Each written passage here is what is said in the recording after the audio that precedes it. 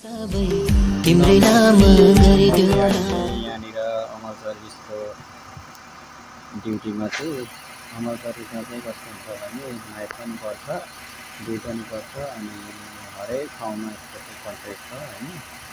म चाहिँ बसमा छु अनि तपाईँहरू यदि नेपालमा हुनुहुन्छ भने अमर सर्भिसमा आउनु चाहँदै हुनुहुन्छ भने आउनु सक्नुहुन्छ।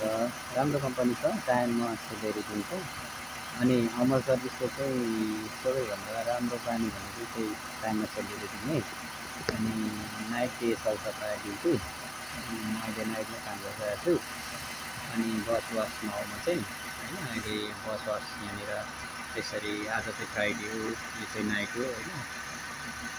तपाईँहरूलाई पनि यदि अमर सर्भिसमा आउनु चाहनुहुन्छ भने आउनु सक्नुहुन्छ। आज चाहिँ फ्राइडेको दिन हो अनि सबैजनालाई तपाईँहरूलाई पठाउँदाखेरि नेपालबाट प्याराडाइसले पठाउँछ होला है।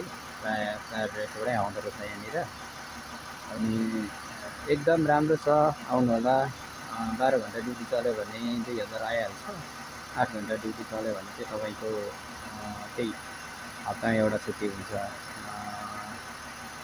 तपाईँलाई दिने सेलेरी भनेको 1300 हो, त्यसमा आफै खानुपर्छ। बस्ने ठाउँ मात्रै दिएको हुन्छ अनि अब अहिले चाहिँ म यहाँनिर नाइट ड्युटी हो।